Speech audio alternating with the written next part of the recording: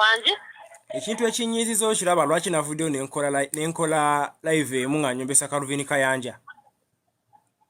iye Yagenze nakola video iye n'agamba mbu alina information yo n'agamba mbu era ayita abazadde bo iye mbu bajje ku Kisaawe bakukime. iye Ekintu ekyo kyanyiiziza nnyo era nenvayo gayi nemukolera live. Otegera nemugamba kijja kityo okubanga gwe amanye information yase akwata ku Don Asiya nosinganza abadde abeera naye. iye Noyo ngogamba tutoro musimanya mumwena abasigadde nga mutorosa abaana mulabire ku Don Asiya. Calvin Kayanja tatuwangako ku mwana w'okutolosa. Ate so mu baby. Tatuwangako ku mwana w'okutolosa. Calvin Kayanja tatuwangako ku mwana w'okutolosa. Ya kampa abaana nga basatu. Ojukira eri esimu gye wasooka okunyiga n'oyonoona. Mwe mwali data we yonna era esimu singa weeri ebadde egenda kusiba Calvin Kayanja. Calvin Kayanja omanya abaana be yakatuwa. Bangi. Yatuwa Fatuma omujukira yine emizimu gy'ekika nga bimulumbalumba. N'atuwa Kasifa. N'atuwa ne Kasifa. Mujjukira. N'atuwa n'abawala abalala babiri. N'atuwa ne Magi. Ojjukira Magi? Mujjukira Magi. Bwe baasuula ku Kisaawe.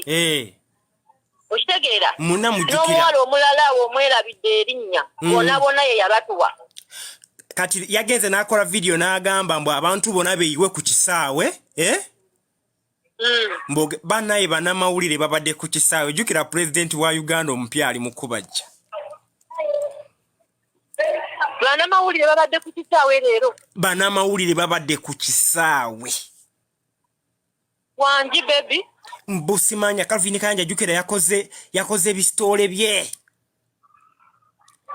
Mbudoni Asiya simanya atuuka zine saawa mwena abaagala okumulaba mubeere buno wakakola bu YouTube channels ye. Bonna babaddeyo mbu balinze gwe kanti Calvin Kayanja yabawadde updates. Mbotuka bwabadde ina kutuuka sawa mukaaga oba kati abagamba ky'abantu simanyi ky'abagamba. Nabo ababadde ku Kisaawe kati abagamba ki? Kale ndoze ensonga zo yali mu kuzikolako.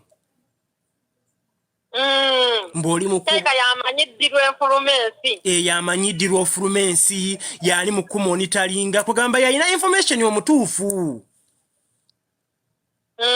Chovola abantu byo batandise okuba amasimu nga beeralikira kubanga liro Uganda yona gwa badagisanikiddeko. Pamatoba Bilali avudde ne gundi ne Kampala n'agenda ewaka ali kutya. Abantu bamwe bonna baatidde. Abantu bonna bali mu kutya, abantu bonna baatidde.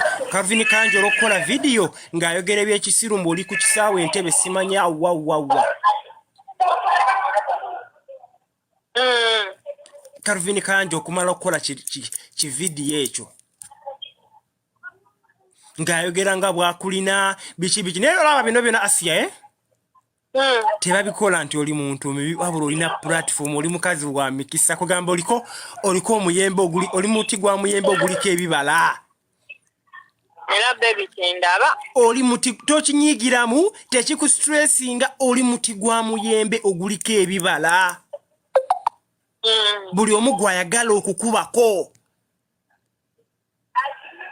Utegeera oli muti gwa mama abakozeseza abavugisiza amafuta bwerere bambi avugisiza abantu amafuta ga bwerere bambi n'obudde bwabwe.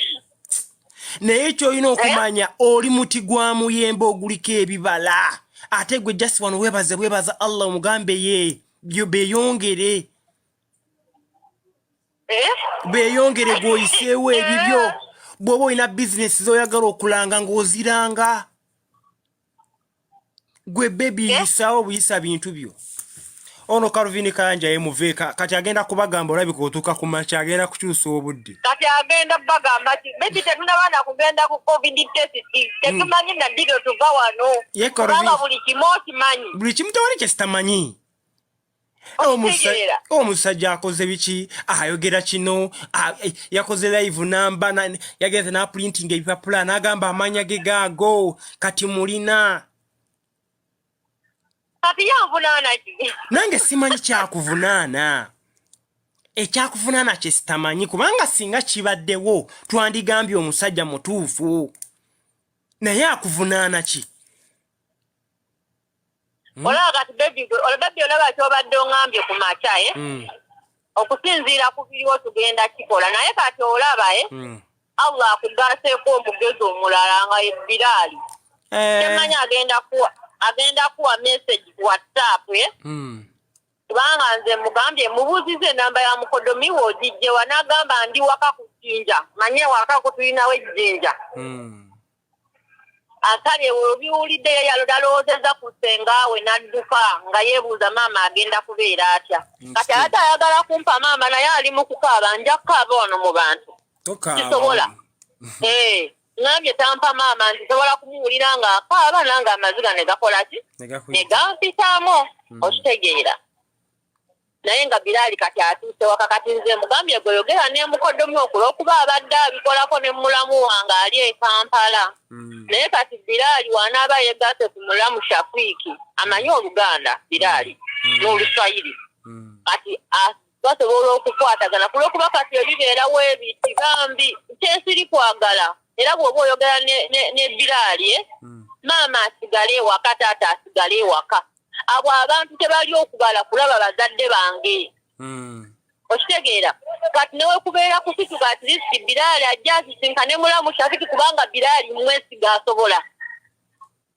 Biraali asobola bebi lwaneekwatagana ne mulamu Shafiiki basobola okuseetinga abasirikale bulungi ne babuulira kiki tebalina okukola ne basobola okujja okunona ku Kisaawe kyendi kufa abo abantu bebi saagadde kubawa mawulire wadde naaka yengo bawa mawulire gaki ng'essanyu oligyewa essanyu ng'oligyewa eribawa amawulire gwe tolina budde busooka kuwumulamu omusajja okukola amawulire ag'empewo bwatyo bebi omusajja oyo tantandise kati ojjukira we yatula nakali akawala Kasuzani neera nankolako kifeking story nakukolako kisitole mbusimanya oba mbu oyingiza abaana mu bwamalaaya nzirikira kati guno gwakubiri nga kukolako bisitole kati ate bwe yatandise n'okulimba ensi atandise n'okulimba ensi mbusimanya otuuka nkya ssaawa 6 mbusimanya kuyina bana yatadde banakyalo ku Kisaawe banakyalo bonna leero baweddeyo babadde ku Kisaawe naddala bano ba bloggers abalina obugundi bupeeji obutonotono banakyalo bonna kuba nze ndabidde ddala banakyalo nga bali ku Kisaawe bano bali bonna bakedde mudoni Asiya tumulina anti Kaluvini Kayanja ye news reporter waabwe banakyalo jukira leero abadde abamazeeyo bonna banakyalo bali Kampala tebalina byakola bali staaka kale tebalina mirimu ensi yabakwatako bali eyo bebi olwaleero osobola okugendako ku live